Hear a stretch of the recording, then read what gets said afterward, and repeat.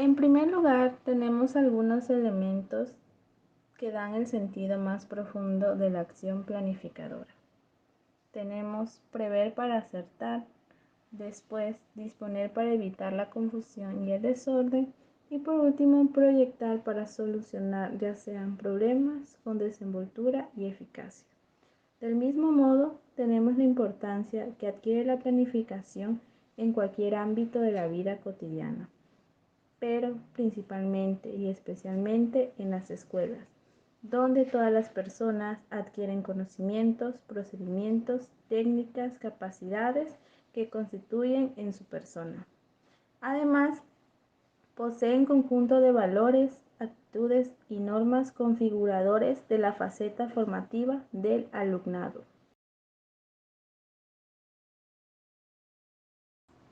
Para poder plantear bien una organización, se necesita, se apoya y descansa de los principales elementos, como la planificación, ejecución y evaluación, donde la planificación consiste en un proceso sistemático en el que primero se establece una necesidad y acto seguido, después enfrentarse a ella dentro de un marco estratégico que permite identificar las prioridades y determina los principios funcionales.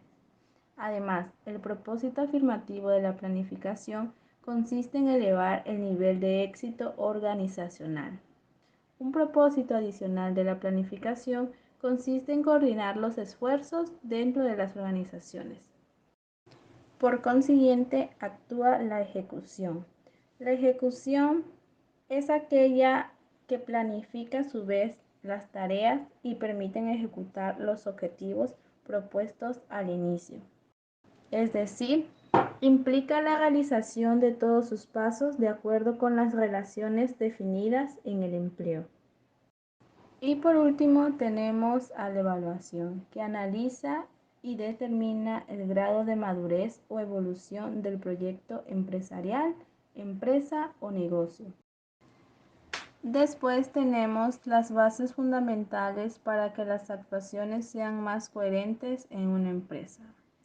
La primera consiste en establecer previsiones, proyectos y se declaran de forma que expresa los objetivos que se desean alcanzar. Es decir, sería el tiempo de la declaración de intenciones y qué deseamos hacer, y a pensar en la mejor manera de llevarlo a la práctica. Sin la actividad planificadora, las dos actuaciones posteriores quedarían sin sentido, y ninguna persona llegaría a conocer qué es lo que es en concreto y qué es lo que debe hacerse. La segunda fase, en pocas palabras, es la ejecución, ya que se hace el trabajo diseñado con anterioridad. Y por último, tenemos la tercera fase, que verifica si lo previsto se ha realizado de acuerdo con lo establecido en el primer momento. Esta es la fase final del proceso que conocemos con el nombre de evaluación.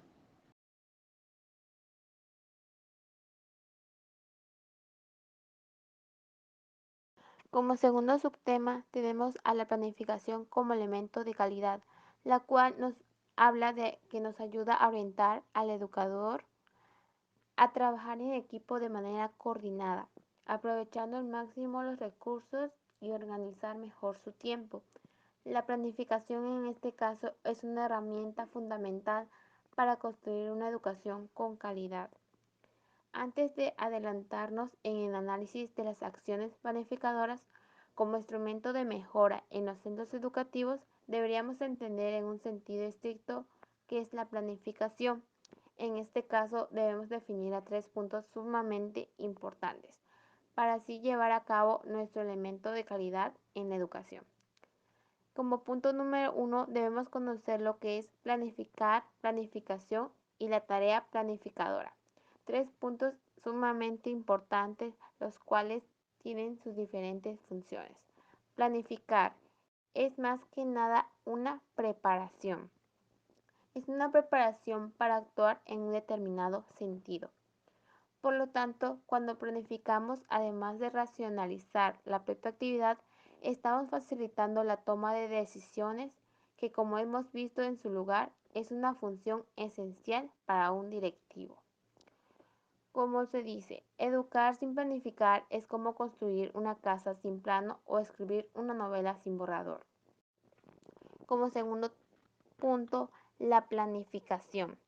Esta ya es un proceso para determinar con precisión de qué forma puede conseguirse los objetivos concretos. Se habla de que el arte de educar requiere esfuerzo, análisis racional, pensamiento crítico y creatividad.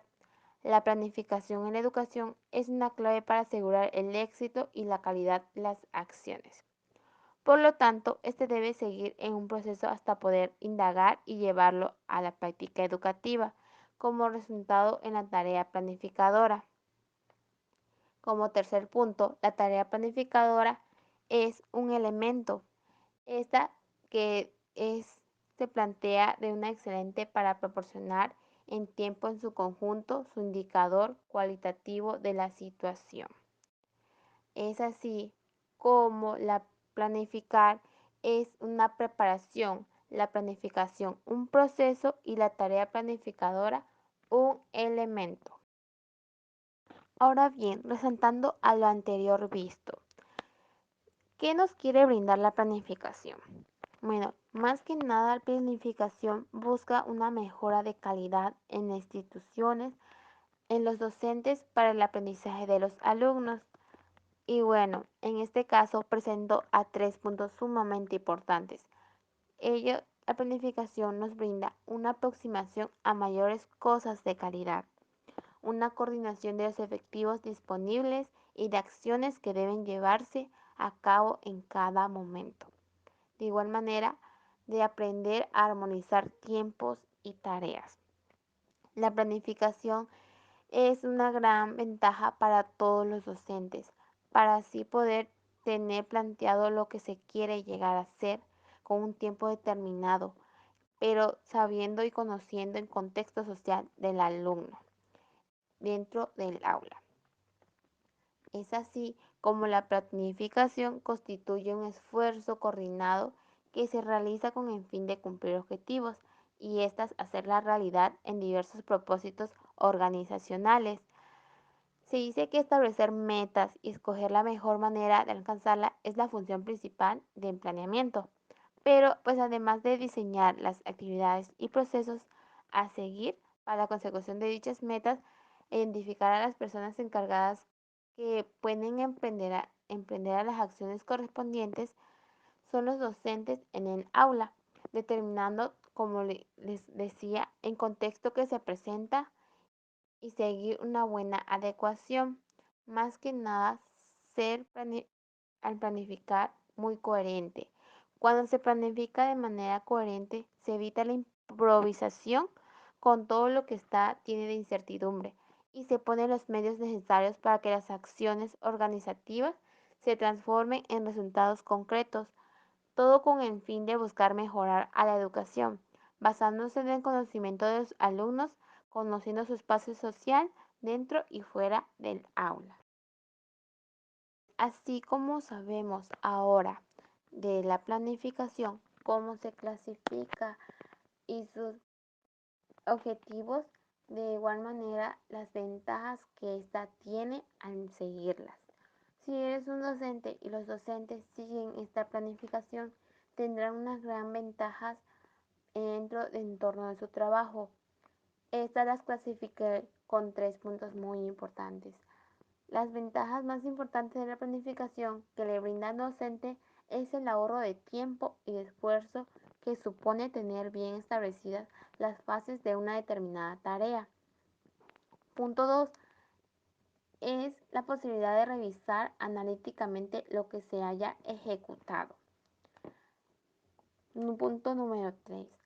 De igual manera, otra ventaja es que les da la facilidad de conocer con frecuencia la situación en la cual nos encontramos, en la cual el docente se encuentra dentro del aula, la situación en la que está establecida en el momento, porque al momento de planificar tienes definido la problemática y los objetivos a alcanzar De igual manera, de cómo ir y seguir paso a paso cada punto.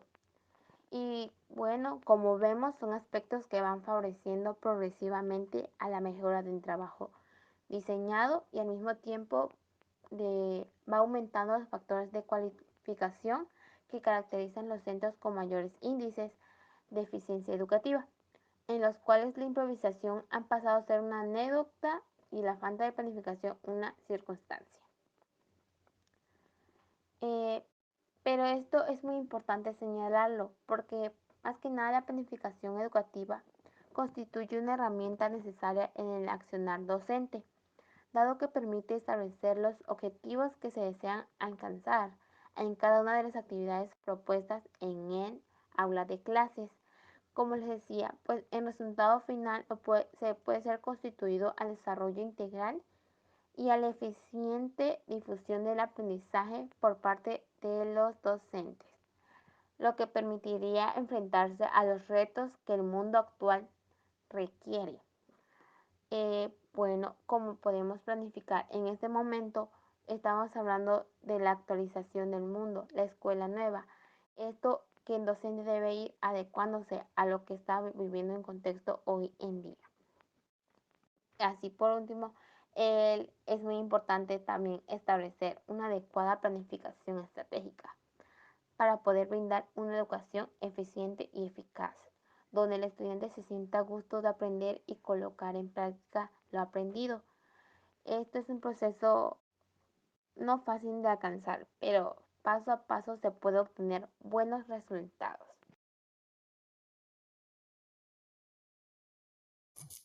Fases de una adecuada planificación. Hemos definido la planificación como un proceso. Por ello, cabe hablar uno de los momentos a lo largo de los cuales se van haciendo realidad lo proyectado. En el inicio del planteamiento general, que la fase inicial de una planificación adecuada requiere estudios minuciosos y análisis detallado de cada uno de los elementos que componen la realidad en la que nos encontramos. Tenemos la detección y análisis de necesidades. Es impredecible realizar un diagnóstico completo de aquellas variables que inciden en el centro escolar, analizando la realidad social, psicológicas y pedagógicas del mismo, examinando las necesidades que tanto desde el punto de vista individual como colectivo. Clara y precisa la definición de metas y objetivos, estableciendo el suelo real del cual se va a cometer la tarea de planificación, que es con rigor, se hace preciso en un segundo momento. Debemos fijar con claridad y precisión cuáles serán las metas. Hablaremos de poner como las mejores para el centro educativo. Existen dos ideas que nos gustaría destacar en esta faceta de la planificación, que no debemos olvidar nunca, pero que cobran demasiado interés a la hora de delimitar objetivos. Una de ellas es el sentido realista de lo que aspiramos a conseguir. Otra, la participación que debe recabarse de todos los responsables del programa. A través de la primera conseguiremos que los planes sirvan verdaderamente al centro para el cual han sido pensados y no se deslicen por el peligro e ineficaz sendero de la utopía organizativa. Por medio de la segunda, lograremos el proyecto que sea acogido mayoritariamente sin provocar el rechazo o desinterés. Factores que hacen naufragar con frecuencia excelentes proyectos y planes en un principio bien concebido. Previsión de recursos y medios. Decíamos en líneas precedentes o anteriores que la planeación tiene muchos precedentes arquitectónicos y de ingeniería.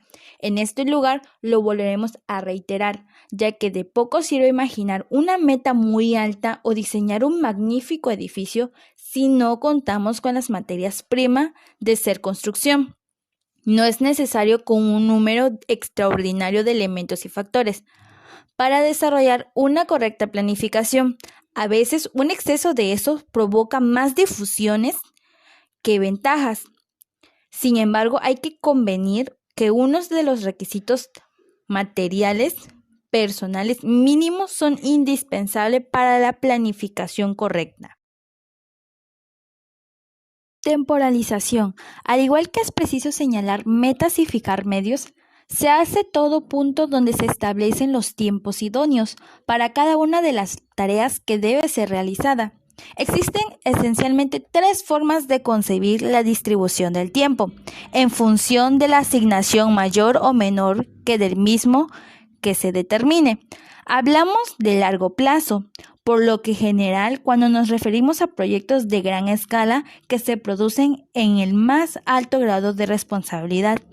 Y si se habla de actuaciones a medio plazo, cuando la asignación temporal oscila entre los 5 y 7 años. Finalmente, a la hora de temporalizar, se lleva a cabo también acciones a corto plazo, cuando la referencia es un curso escolar o incluso un periodo más breve. Atribución de responsabilidades. A nuestro parecer, esta frase es de capital importancia. La elección de las personas más adecuadas para que se responsabilicen de determinadas actuaciones no parece esencial. No se trata únicamente de asignar funciones, sino que cada uno de los designados se haga cargo de lo que se encomienda y respondan de forma individual ante el resto de los implicados de la ejecución y de la gestión efectuada. A la hora de elegir a las personas que van a desempeñar dichas funciones, sería preciso decir que quien ha de designar debe ser sobre todo objetivo y de tener en cuenta algunos requisitos que deben reunir los diferentes responsables. Métodos de trabajo.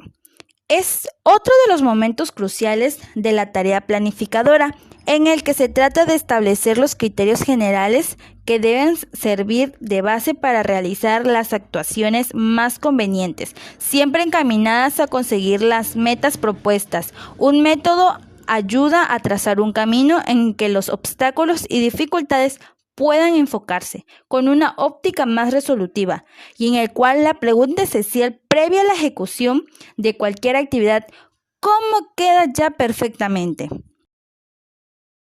Coordinación, ajustes, revisiones y evaluaciones.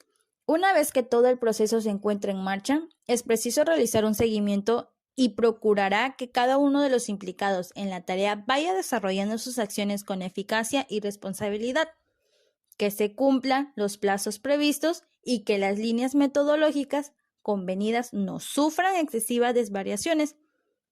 La meditada reflexión sobre los resultados obtenidos nos llevará a plantear las mejores alternativas o propuestas que se consideren más idóneas en cada momento, hasta llegar a alcanzar las metas previstas en el inicio del desarrollo planificador.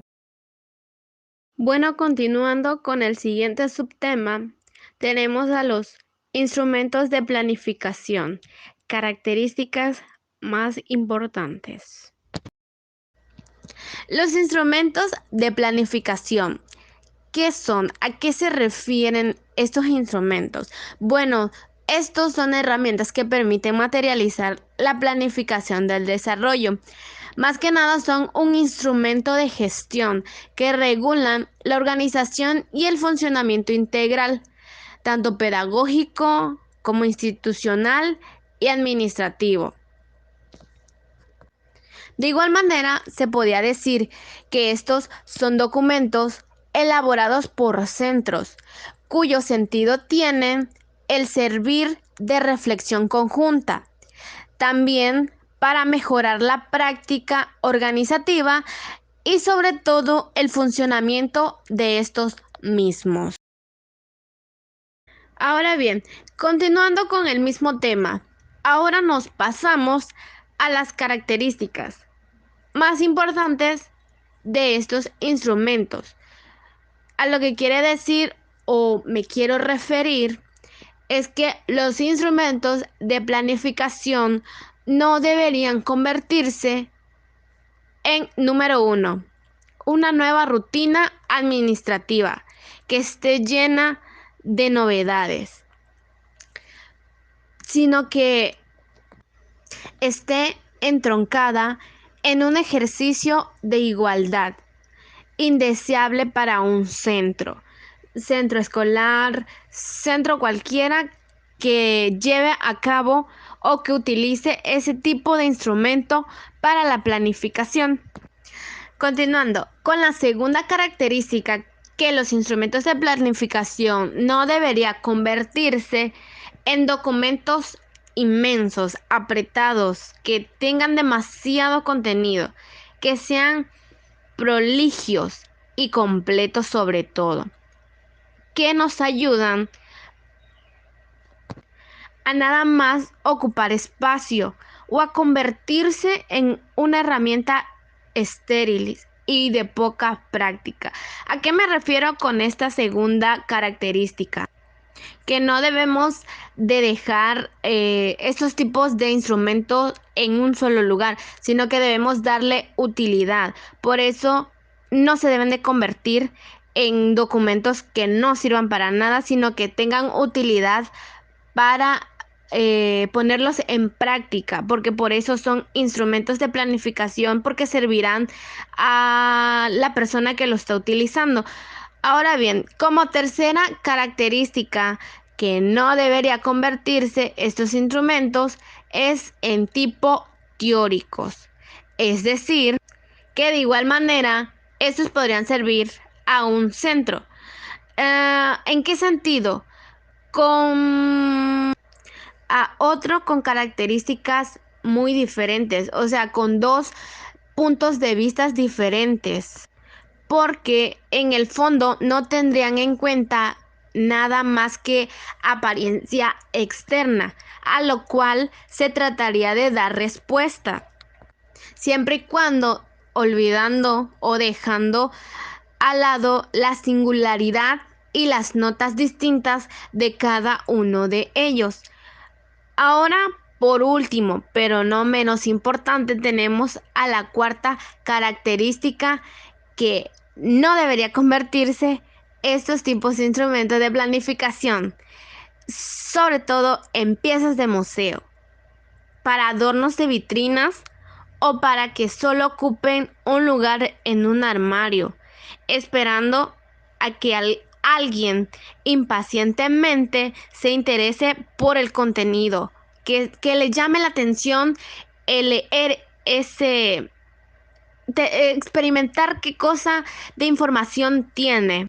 Pero casi siempre son documentos pues no muy conocidos por los distintos miembros de dicha comunidad, o sea, la comunidad escolar, que no son muy reconocidos en los estudiantes, sino que son algo que es solamente de adorno. Entonces, por eso, estas son 4 características fundamentales que estos instrumentos de planificación no deberían convertirse.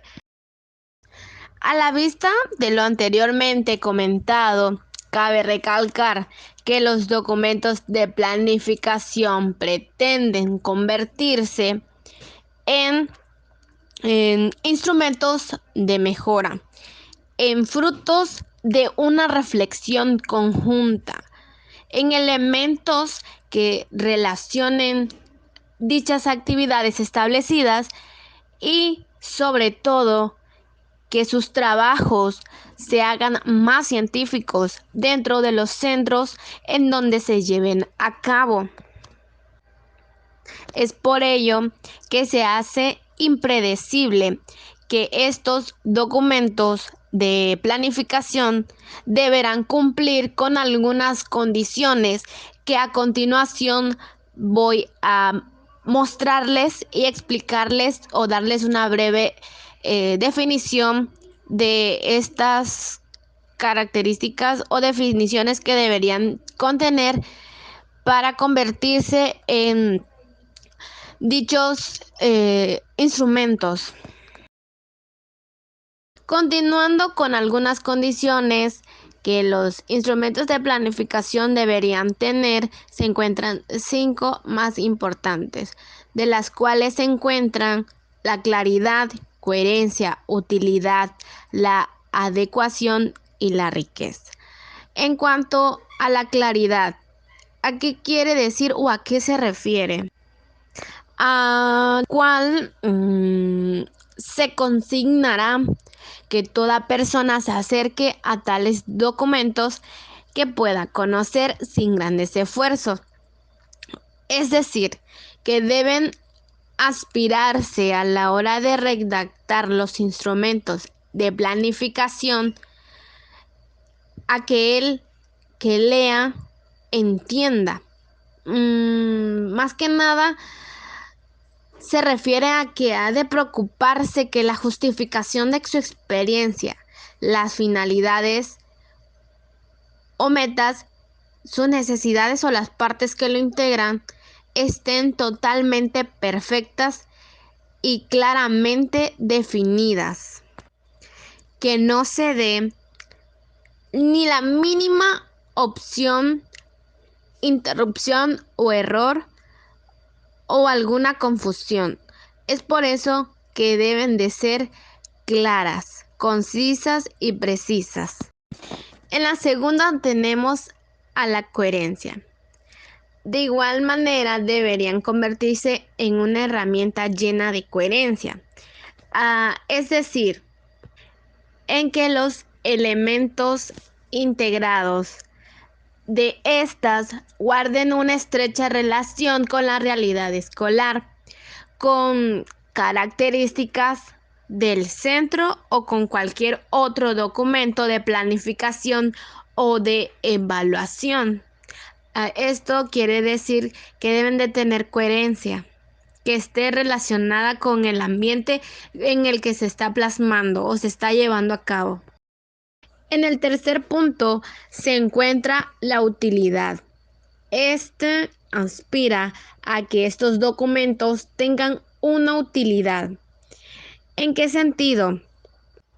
En que en verdad presten un servicio a los miembros de la comunidad escolar que están participando. Deben acercarse buscando respuestas a muchas cuestiones, preguntas que tengan, siempre y cuando se planteen a lo largo del curso escolar.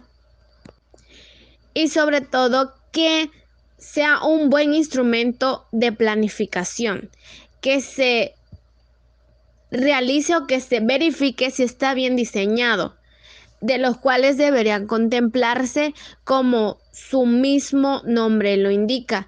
Este carácter instrumental posee una mejor exponente de su funcionalidad en relación con las previsiones y alternativas de mayor interés. Como siguiente punto tenemos a la adecuación. Es otra de las características que han de reunir los mencionados documentos de planificación. Estos instrumentos deberán ser transferibles a cualquier establecimiento escolar y desencabados del propio contexto, lo cual se hace impredecible proponer medios planificadores que respondan a todas y cada una de las notas distintas de los centros educativos en los que se lleven a cabo, para adecuar los conocimientos exactos, pormenorizando y realizando en las distintas situaciones particulares. Y por último tenemos a la cualidad más importante, que es la riqueza. Esta se aspira a ser más amplia y positiva, ya que busca aportaciones tanto personales como colectivas. Esto en un intento de enriquecimiento y darlos a notar un dinamismo que dé vida propia a las personas involucradas o que están llevando a cabo estos documentos de planificación.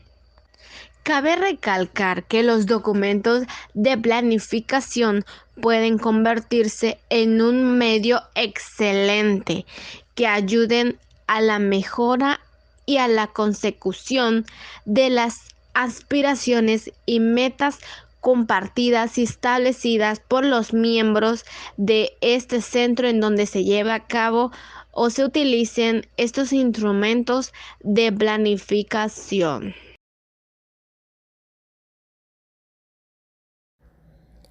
El proyecto de centro. ¿Qué es?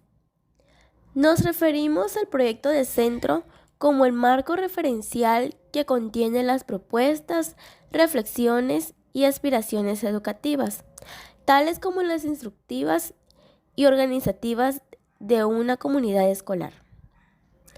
Por otro lado, también se trata de un instrumento básico de planificación teórico-práctico y un medio excelente para acceder al conocimiento de las características y peculiaridades de cada institución educativa. Este proyecto se encuentra caracterizado por 6 puntos. En primera, por el documento de planificación plurianual. Segunda, instrumento de trabajo a medio plazo. 3. Definidor de las notas de identidad del centro. 4. Conductor de la acción pedagógica o educativa. 5. Prospecto o anticipador. 6. Genuino, integral y único para cada centro. Documentos esenciales que componen el proyecto de centro, los cuales son el proyecto educativo, el cual propone unos objetivos elaborados por la comunidad escolar que considera los valores dominantes en el entorno y los transforma en categorías educativas y guías referenciales de formulación del alumnado. En él se contienen los aspectos que caracterizan al centro, la declaración de principios e intenciones que les sirven a metas próximas.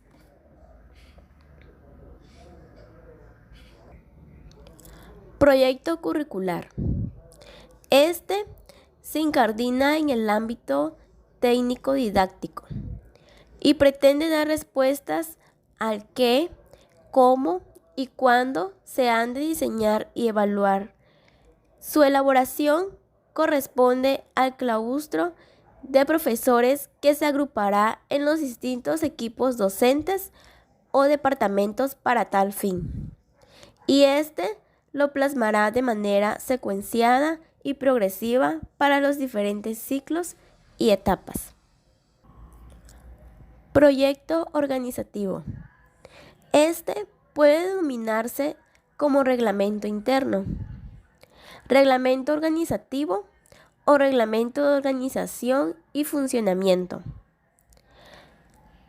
Es el documento que pretende ordenar la práctica cotidiana en los centros escolares.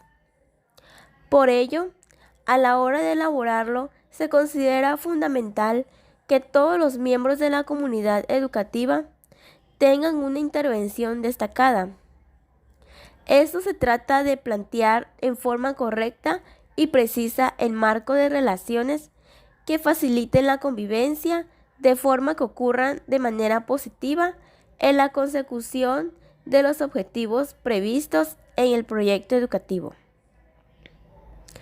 De igual forma, es un instrumento que aspira a ser el regulador de la actividad académica, el organizador de la gestión directiva, el armonizador y ordenador de la convivencia, así también como un elemento fundamental para resolver las posibles situaciones de conflicto y las contingencias que no quedan recogidas de forma expresa en el ordenamiento legal.